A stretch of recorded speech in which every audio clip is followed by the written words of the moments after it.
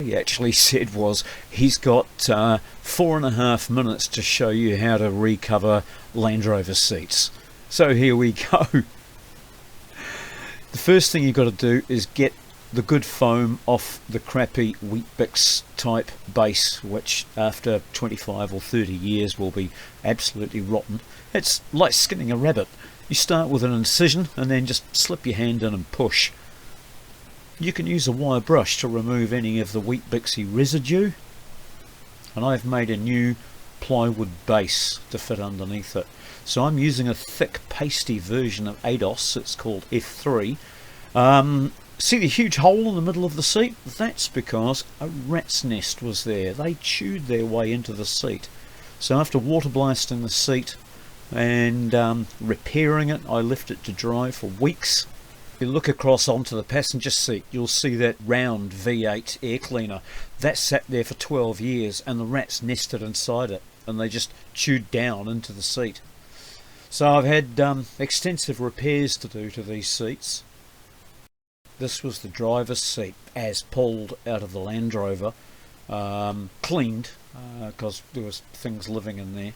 The passenger seat was actually worse because of that air cleaner that was around it.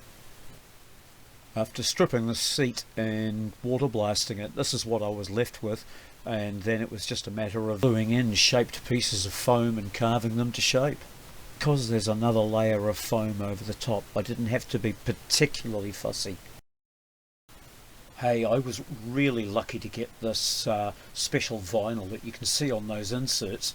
This stuff's direct from the 1970s. It's the same pattern that was used on the seat inserts on the Morris Marina, the Leyland Princess and the Austin Allegro.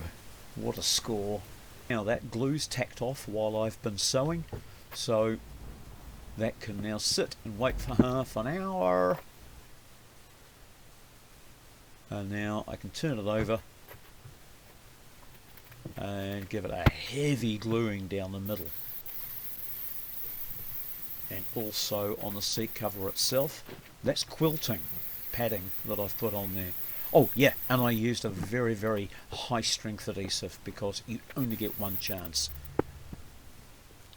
And the idea is to get the inserts to stay down.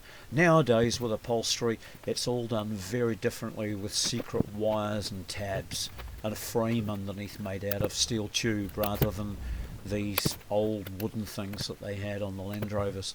But there you go, that's one, and here's the other one because I was doing driver and passenger seats.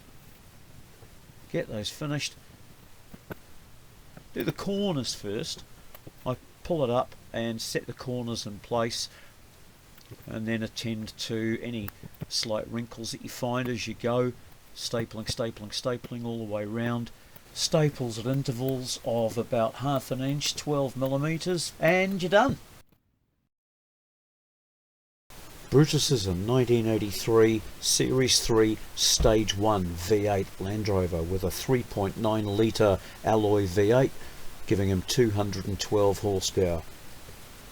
This isn't him, unfortunately. Brutus is the subject of an ongoing restoration. I found Brutus a year ago sitting in a field where he'd languished for 12 years. He was in a fair old state, but one good thing was the galvanised chassis and of course the aluminium body. There was still a lot of work to do, but we're now nearing the end of the restoration, and it's down to the little things like brake lines and upholstery.